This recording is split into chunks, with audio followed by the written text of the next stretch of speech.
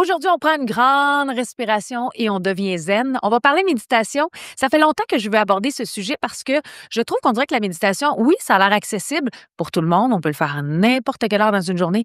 Mais est-ce qu'on le fait correctement et quels sont les réels bienfaits pour que ça fonctionne? Tu sais, qu'on devienne zen tous ensemble.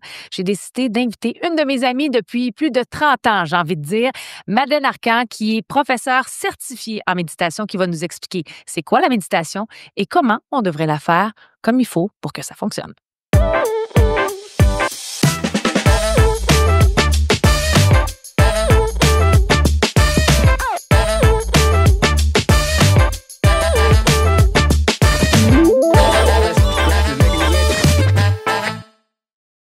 Cinq minutes, 10 minutes, 15 minutes. Comment faire une bonne méditation? Madeleine Arcan, salut! Salut, Marie-Christine! Hey Madeleine, j'ai l'impression qu'on recule 20 ans en arrière. Oui. On étudie ensemble. À l'université ensemble. On est restés amis. On se voit peu, mais quand même, je suis super contente que tu sois dans le balado Le Vrai du Faux pour parler de méditation. Ouais. Moi, j'ai commencé à inclure la méditation dans ma vie, je dirais, depuis 1 an.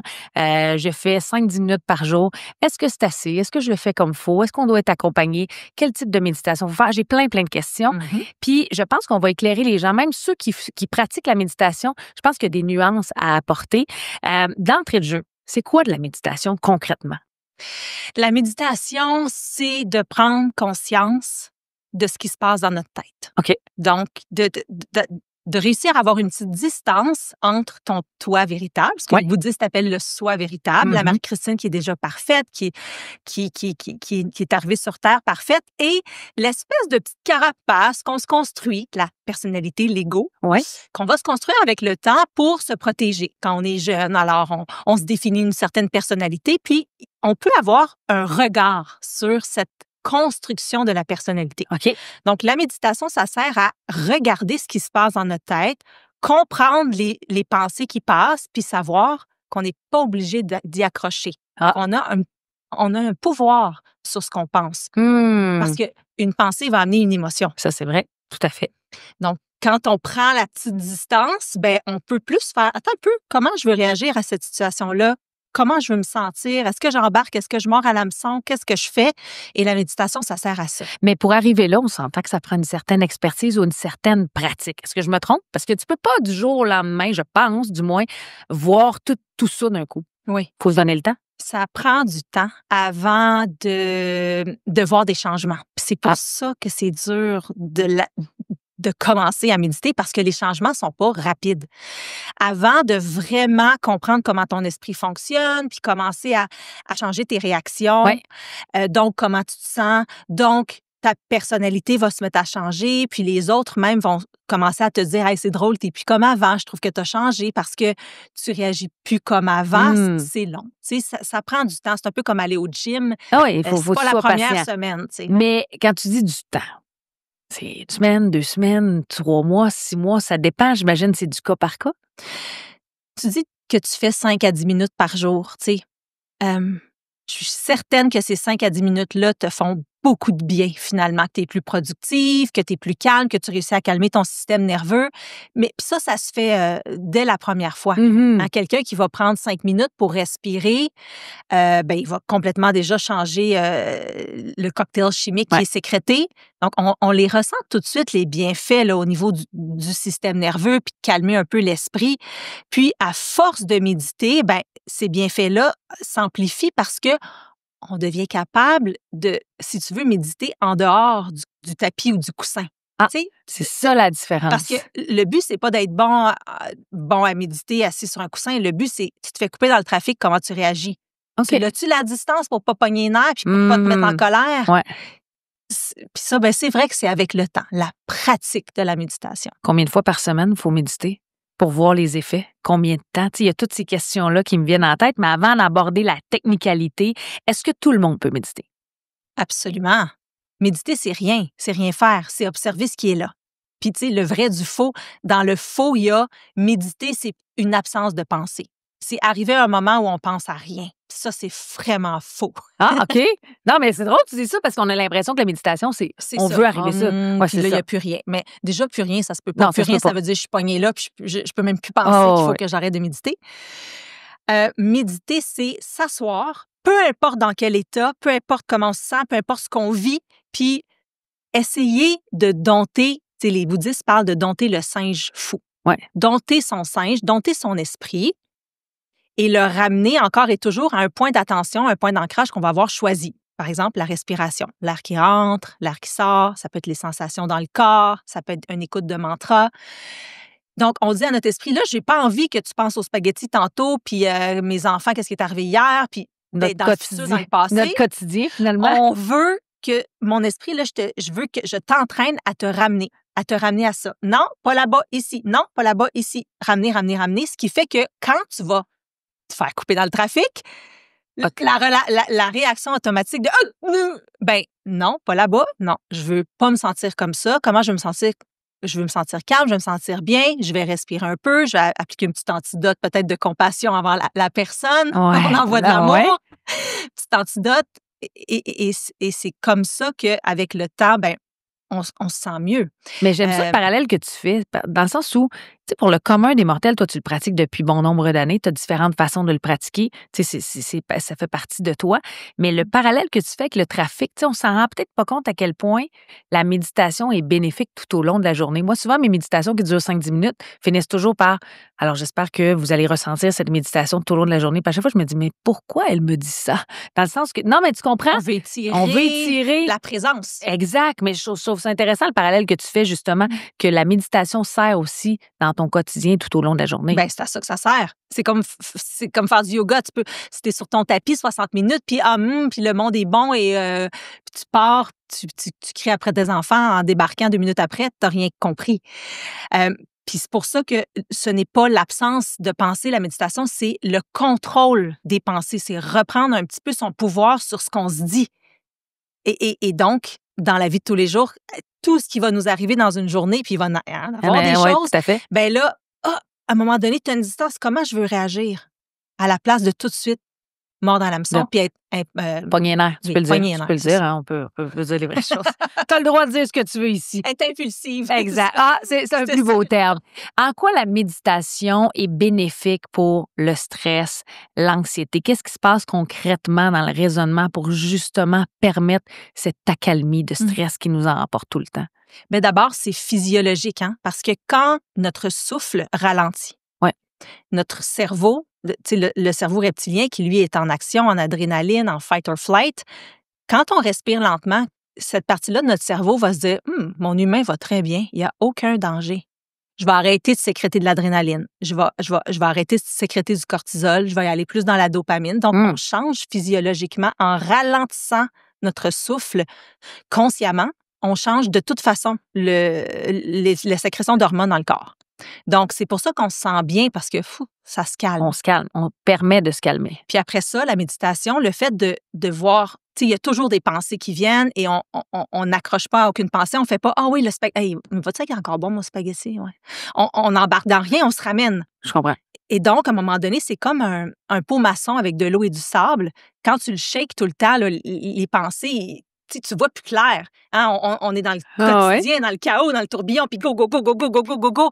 Puis quand tu médites, ben, avec ramener, ben, c'est comme si le sable... Ça se plaçait. Oui. Puis là, tu te mets à voir plus clair, puis OK, c'est quoi qui est là? Puis des fois, des bonnes idées, des solutions créatives, l'intuition. L'intuition, ça chuchote en arrière. Ah. Fait que là, quand tu te calmes, ben, c'est toutes ces choses-là qui peuvent remonter. Tu peux entendre l'intuition, puis OK, non, c'est ça que je devrais faire. Mais c'est bon pour plein d'aspects. On a parlé de stress, mais je veux que on entend souvent méditation et pleine conscience. C'est quoi la différence entre les deux? Y en a-t-il une? La méditation, c'est une pratique, c'est-à-dire on s'assoit, on ferme les yeux ou on abaisse le regard, puis on s'entraîne. OK. Là, mon cerveau, je veux pas que tu ailles là, je veux que tu ailles ici. Alors, reviens, mon singe fou. Alors, reviens. La pleine conscience, c'est d'être pleinement conscient de ce qui se passe ici, maintenant. En méditation, on le fait, ça. C'est ce que j'ai dit, c'est un peu ça le principe. C'est ça. Donc, on est conscient de OK, là, j'ai quelque chose dans le cou. J'ai ça. OK, non, c'est pas grave. On ne pense pas à ça, on revient. Là, on a une pensée, on revient. Donc, on est pleinement conscient de ce qui est. On ne veut pas atteindre rien. C'est pour ça que quand les gens me disent « Ah, moi, je suis pas capable de méditer. Oui. Je suis pas capable, ça marche pas. » Ça marche. C'est ça, méditer, c'est tabarouette. J'ai donc bien des pensées. J'essaie de pas embarquer dans les pensées. J'essaie de pas me dire, mais là, je suis tombée pas bonne. J'y pense tout le temps. Juste, tu sais, Ça ça, spin, là, ça spin, oui, ça tout à spin, fait. ça spin tout le temps. Non, chute, reviens. Donc, ça peut prendre pour certaines personnes plus de temps à Ça va être comme ça pour toujours. Moi, quand je m'assois, j'ai les mêmes pensées que toi, là. OK. OK? Avec le temps entre deux pensées s'étire un peu. Des fois, là, il y a comme un 2-3 secondes. On dirait qu'il y a comme rien. Puis là, je me dis, hey, c'est cool, il y a comme rien. Oui, ça revient vite, là. OK, je comprends. Là, tu nous rassures dans ce temps-là. Faire la méditation, est-ce que c'est absolument être assis, être couché pendant 30 minutes en silence ou on peut le pratiquer de différentes façons? Il faut... Si tu veux avoir des changements, là, des résultats, tu as le goût d'entreprendre une pratique parce que tu as envie de te sentir mieux dans ton quotidien, de mieux gérer tes colères, par exemple, tes émotions, être moins timide ou changer quelque chose, il va falloir que tu changes de quoi dans ta vie. Donc, oui, il faut que tu t'assoies pour pratiquer. On appelle ça la pratique formelle, la pratique assise. On s'assoit pour s'entraîner, comme si on allait au gym. Tiens, on fait quelque chose. Assise ou couchée? Moi, je fais toujours ma méditation couchée. En fait, il n'y a pas de problème à le faire coucher. C'est que souvent, coucher égale endormissement. Je ne sais pas si tu réussis à rester réveillé. Ben, si je m'endors en 5 minutes, je me dis, écoute, j'étais fatiguée. Non, je m'endors pas, mais je peux comprendre ce que tu veux dire. Fait que c'est sûr que si tu veux vraiment faire un entraînement, tu veux faire un 20 minutes, par exemple, si tu te couches, il y a beaucoup de chances. Le cerveau, il associe coucher dodo. Fait qu'il va descendre aussi dans les ondes cérébrales, assez bas, puis là, tu peux t'endormir, cogner des clous. Fait que c'est pour ça qu'en général, on s'assoit. Parce que on veut dire, puis on met un peu le dos droit, puis pour dire à l'esprit, là, j'aimerais ça qu'on s'entraîne. T'sais, là, c'est comme... C'est un message que tu lui envoies. On s'en va au gym. C'est moins une relaxation, peut-être que je vais m'endormir, qui est très bien aussi. Mais tu sais, entre les deux, si vous voulez intégrer une pratique de méditation, c'est sûr que c'est mieux coucher que rien. Ça, c'est certain, comme dans n'importe quoi. Moi aussi, je le fais souvent coucher, même le matin. Je vais méditer coucher avant de me lever. Mais si vous avez envie de vraiment être sérieux, si on veut, dans la pratique, assis, c'est mieux parce que ça indique à l'esprit, oh, là, OK, là... Ah ouais, hein? Mon humain fait quelque chose. Là. Bon, là, sincèrement, tu me jettes... Pour vrai, je vais changer ma façon de faire. Je vais peu des deux. Un peu des deux, un mélange des deux. 10 minutes, 5 minutes, 30 minutes, 20 minutes. Est-ce que le temps est important dans le style de méditation qu'on fait ou l'objectif qu'on veut ou peu importe, t'en fais, l'important, c'est d'être focusé sur ce que tu fais. 5 minutes de plus que qu'est-ce qu'on fait déjà, c'est extraordinaire. Fait que, tu sais, si tu fais rien puis t'en fais 5 minutes, c'est extraordinaire. Si tu fais 5 minutes puis t'en fais 10, c'est extraordinaire. C'est certain que plus tu le fais, plus ton sable se dépose. Hein? Tu sais, après 5 minutes, on se relève, ça fait du bien, on a calmé le système nerveux, on est rentré dans le parasympathique, on a calmé le fight or flight et tout ça. Mais c'est certain que l'entraînement, de toujours voir nos pensées, de ramener notre esprit, c'est prouvé scientifiquement aussi avec des électrodes sur la tête et tout. C'est très scientifique, la méditation. Hein? Il y a beaucoup d'études là-dessus. Vraiment, c'est à partir de 20 minutes qu'il y a vraiment un changement neuroplastique. Tu sais, le cerveau est neuroplastique. Les connexions vont se faire différemment. La matière grise s'épaissit, mais c'est après plusieurs minutes. OK. Donc, à partir de 20 minutes, idéalement, un 20 minutes là, par jour. Ça serait vraiment le timing parfait pour voir les effets. Oui, mais c'est sûr que faire 5, c'est mieux que 0. Puis ça, j'en conviens. Mais nous, on veut connaître les vraies affaires, les plus... une fois par jour? 5 fois par semaine? Tout le temps, idéalement? Tu vas me dire c'est mieux une fois que rien pantoute, mais c'est quoi le meilleur pour des effets les plus bénéfiques sur du long terme? Tous les jours, c'est le mieux, c'est certain. Oui. Tu sais, le top, mettons quelqu'un qui est comme là, moi, là, je m'y mets. Le top, là, le vipassana, l'entraînement ultime, c'est 2 fois 1 heure par jour.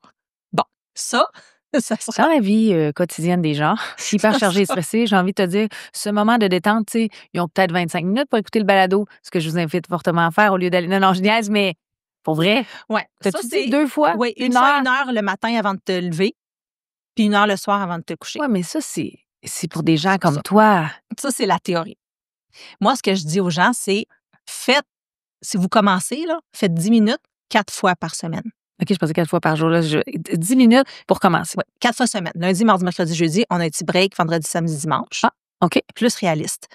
Parce que c'est la même chose qu'aller au gym. Si tu dis, je vais aller tous les jours 2 fois par jour, qu'est-ce que tu vas faire dans 2 semaines? Rapidement. Tu viendras plus jamais. Je comprends. C'est le même principe. Tu 10 commences minutes, 4 fois semaine. Doucement.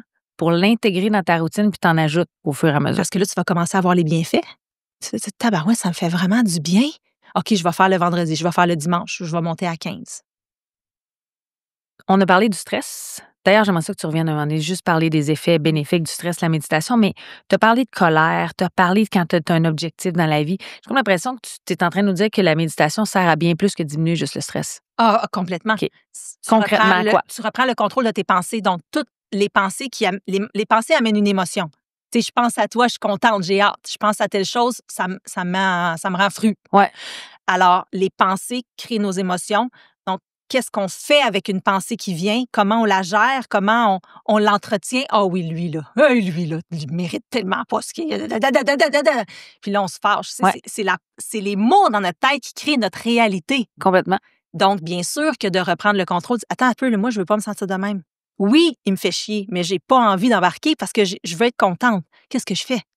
Cette distance-là, je l'avais pas il y a 10 ans. J'étais juste fru. Puis par la méditation, tu as réussi à régler. Complètement. OK, Oui. mais Ça, c'est un travail de tous les ça, jours. je comprends. Mais Tous quel les jours. genre de méditation tu fais? Tu sais, moi, je parle depuis tantôt le 5 minutes, mais pour vrai, c'est 11 minutes à tous les jours. C'est une application que j'ai. Qu'est-ce que tu as envie de me dire sur quelqu'un qui nous écoute, qui voudrait commencer, qui dit OK, mais quel genre de méditation je fais? Il y en a tellement, Madeleine. Premièrement, il y a toutes tes vidéos que tu fais Oui. qu'on peut suivre sur YouTube, entre autres. Mais qu'est-ce que tu as envie de nous dire là-dessus? Tu sais, qu'est-ce qu'on fait? Par où on commence? On commence par quelque chose qui nous tente. Donc, les méditations audio guidées, ça, c'est une super bonne idée. Tu sais, vous allez avoir une Nicole Bordelot qui va avoir des méditations audio guidées. Il y a Rose Bouddha qui a une application de méditation qu'on peut mettre sur son téléphone. Moi, j'ai plein de vidéos méditations sur YouTube. Alors, écoutez, ça, c'est le fun. Ça nous encourage. OK, c'est 11 minutes par exemple. Je l'écoute, ça me motive. Donc, faites ça. Après ça, ou si vous avez envie d'écouter des mantras, de la musique, il n'y a pas de mauvaise méditation. L'idée, c'est ramène ton esprit au point d'ancrage que tu as choisi encore et toujours, encore et toujours, encore et toujours. À toutes les secondes, tu vas avoir une nouvelle pensée. Puis non, c'est pas ça qu'on fait. Donc, c'est de respirer, de refocuser si tu décides d'y aller sans application. Peut-être pas la bonne méthode pour commencer. Pour vrai, tout seul, là, c'est un peu embêtant. Toi, j'imagine que tu médites seul et tu es capable maintenant, mais... Je fais tout. Je fais les deux. Des fois, je suis démotivée. Des fois, je suis tannée. Je vais chercher mon professeur. Moi, c'est John Kabat-Zinn. J'écoute les méditations de John Kabat-Zinn. C'est en anglais. Mais oui, on peut soit écouter un guide qui va nous dire quoi faire. Ça, c'est parfait pour commencer. Ou simplement s'asseoir puis dire, bon, mais je fais 5 minutes. Puis je ramène toujours mon attention sur mon souffle. Je sens l'air qui entre. C'est un petit peu frais. Je sens l'air qui sort. C'est un petit peu réchauffé. Puis je fais ça pendant 5 minutes. That's it. Et tu vas voir éventuellement les bienfaits. Je pense que c'est une façon de commencer, sans se décourager. Comment on fait pour l'intégrer dans notre quotidien? Tu sais, on vient de l'évoquer, là. Tu sais, tu parlais de 5 minutes, mais est-ce que, à ta connaissance, avec l'expérience, pour en avoir vu plusieurs, tu animes des retraites, on va même en parler des retraites, mais est-ce qu'il y a un moment dans la journée qui est plus propice? J'ai comme l'impression que quand le matin, tu te réveilles, c'est comme la place pour le faire ou avant de te coucher quand tu as absorbé tellement de stress de ta journée? Oui, c'est sûr qu'avec les vies super remplies qu'on a, c'est dur de se dire je vais mettre encore un 10 minutes en quelque part, encore quelque chose à faire. Tu sais. Mais il ne faut pas le voir comme ça. Il faut vraiment le voir comme quelque chose qui va nous aider à être plus productif, plus présente, plus joyeuse aussi. Donc, oui, c'est certain que si vous êtes capable de vous lever 10 minutes plus tôt, de le faire juste avant, c'est extraordinaire parce que là, on peut vraiment donner une direction, une intention à notre journée. OK. Ça, c'est vraiment bon. Mais c'est pas toujours facile de se lever 10 minutes avant déjà que c'est dur de se lever. C'est une question d'habitude, par exemple. C'est un choix de vie que tu décides de faire. Ça. C'est excellent. Excellent. Moi, perso, c'est vers 11 h le matin. Parce que le matin, j'ai les enfants, j'embarque, il se passe plein d'affaires, puis là, j'ai mes courriels, puis là, je veux me débarrasser d'une couple d'affaires. Puis à un moment donné, on dirait que je suis un peu plus on top. Là, je vais faire ma méditation. 11 h. Ah oui, hein? Le matin, parce que moi, je travaille de la maison, puis ça marche bien. Il y a de la lumière, je m'assois dans mon salon, j'ai mon petit coin. Bon. Sinon, moi, ce que je vous conseille de faire, si vous ne trouvez pas de temps, j'en ai pas de temps, Madeleine, on me dit souvent ça. Moi, je dis, tu sais, Netflix le soir, là, tu sais, l'heure et demie, là. Ouais. Ben oui. Fais-le juste avant. Fais ton 10 minutes, puis après, c'est la récompense. Les programmes. Les bons programmes. Bon. Juste avant les programmes. Sinon, dans le lit. Tu as vraiment dit les programmes. Les bons programmes. Ça trahit notre âge? Comment dire? Des programmes. Pour ceux qui ne comprennent pas les programmes, c'est des émissions de télévision. Bon, excuse-moi, on bifurque, mais OK. Ou juste avant le dodo. Juste avant 10 minutes, pour vrai. Niaise-moi pas. Non. Tu l'as. Un petit peu moins de vidéos TikTok, C'est ça. un peu moins de swipe up à gauche, à droite. Oui. Selon votre... En tout cas, On l'a. vous êtes dans votre vie. Ça, on a mis ça au clair, on l'a le 10 minutes. C'est vrai. C'est pas une raison. C'est ce que j'ai envie de retenir. Je veux qu'on parle juste un peu des enfants. Je pense que l'effet est important aussi chez les enfants. Est-ce qu'on doit leur inculquer tranquillement de faire un peu de méditation? Ah, j'aurais tellement aimé savoir beaucoup de choses que je sais maintenant, petite, comme je fais avec mes enfants. Ah oui, hein? Comme quoi, par T'sais, exemple? on se faisait pas dire « Hey, Marie-Christine, t'es en colère, hein? Qu'est-ce que tu ressens? C'est quoi? Pourquoi? Qu'est-ce qui est arrivé? Qu'est-ce que tu t'es dit après? Qu'est-ce que tu penses que tu aurais pu faire? » Tu sais, c'était pas comme ça. Hein, C'était notre... Ouais, je comprends. C'était pas comme ça. C'était pas dans le vocabulaire. Donc, avec les enfants, la pleine conscience, c'est d'être capable de leur faire comprendre que qu'est-ce qu'ils vivent, démêler. Qu'est-ce qui est arrivé? Comment tu t'es senti? Après ça, qu'est-ce que ça t'a fait sentir? Puis, on va respirer. Regarde, on va respirer ensemble. Tu vas voir, tu vas te sentir mieux après. Toutes sortes d'applications. Il y a toutes sortes de petites vidéos YouTube que vous pouvez faire écouter à vos enfants. Moi, le soir, là, avant le dodo, d'ailleurs, Nicole Bordelot, je parle d'elle parce que c'était ma professeure de méditation et C'est une mentor de pour yoga. plusieurs, là. Oui. Ouais. Nicole a un CD qu'on peut écouter Alors, là, on vous sur explique les plateformes. en bas, ceux qui ont un CD. CD, c'est quelque chose qu'on pouvait écouter de la musique à l'époque. Oui, elle en a un pour enfants. Puis nous, c'est en boucle le soir, les enfants écoutent J'imagine que ça se retrouve sur Spotify. Ça se retrouve sur iTunes. En Parfait. tout cas, ça, c'est certain. Moi, c'est là que je l'écoute. Donc, il commence à... Tu sais, la pleine conscience, le corps, les tensions dans le corps. Mais ça, t'écoutes ça avec ton enfant ou tu le laisses aller, tu dis, tiens, amuse-toi? Ah, nous, Nicole, c'est play, bye-bye, bonne nuit, là. OK, Puis, les enfants, ah ouais? Oui, je dis parce que j'en ai 4, mais il y en a 2 dans la même chambre. Les 2 plus petits sont dans la même chambre. Ils écoutent ça, puis instantané, ils ferment.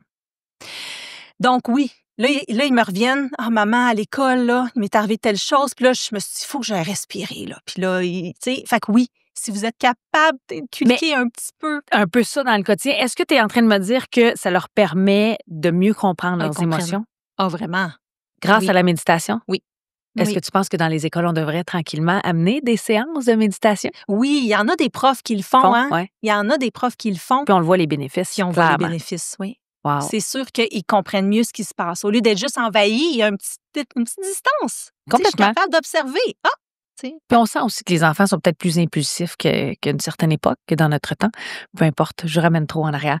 Madeleine, merci, mais en terminant, je veux que tu t'adresses, t'es une fille de télé, là, on le sait, t'as une facilité à dire les choses.